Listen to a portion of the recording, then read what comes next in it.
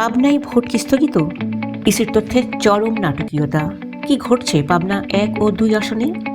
আসসালামু আলাইকুম। ত্রয়োদশ জাতীয় সংসদ নির্বাচনের দামামার মাঝে আজ সবচাইতে বড় talk of the country Pabna 1 ও পাবনা 2 আসনের নির্বাচন। সকাল থেকেই গণমাধ্যমে খবর ছড়িয়ে পড়ে যে পাবনার এই 2 আসনের নির্বাচন স্থগিত করা হয়েছে।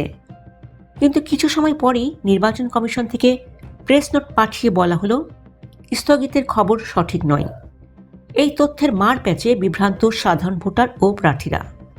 আদতে পাবনায় কি ঘটছে? ভোট কি স্থগিত নাকি শুধু কার্যক্রম বন্ধ? বিস্তারিত থাকছে প্রতিবেদনে।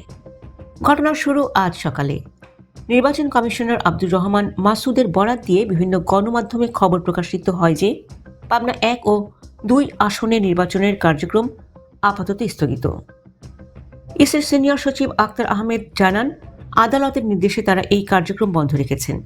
কিন্তু দুপুরের দিকে তথ্য অধিদপ্তর থেকে পাঠানো এক প্রেস নোটে ইসি দাবি করে নির্বাচন স্থগিতের খবরটি সঠিক নয়, আর এ নিয়ে শুরু হয় তোলপাড়।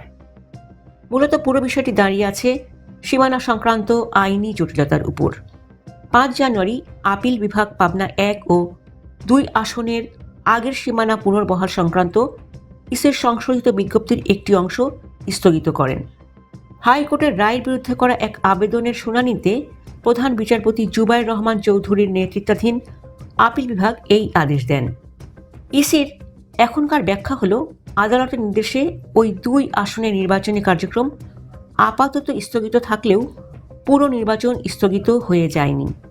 অর্থাৎ আদালতের পরবর্তী সবুজ সংকেত পেলেই আবার কার্যক্রম শুরু হবে।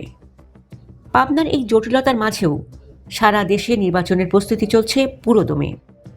আগামী 12 ফেব্রুয়ারি একই দিনে জাতীয় নির্বাচন ও ঐতিহাসিক গণভোট অনুষ্ঠিত হবে, যেখানে ভোটাররা সাদা ও গোলাপি 2 রঙের ব্যালট পাবেন।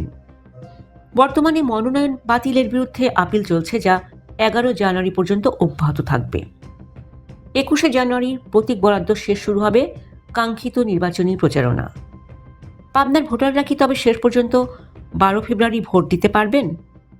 আইনি এই লড়াইয়ে কে জিতবে, সীমানা নাকি নির্বাচন কমিশন?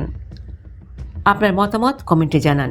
পাবনার এই বিশেষ পরিস্থিতির প্রতি মুহূর্তের আপডেট এবং নির্ভুল তথ্য সবার আগে পেতে আমাদের চ্যানেলটি সাবস্ক্রাইব করে বেল আইকনটি বাজিয়ে দিন।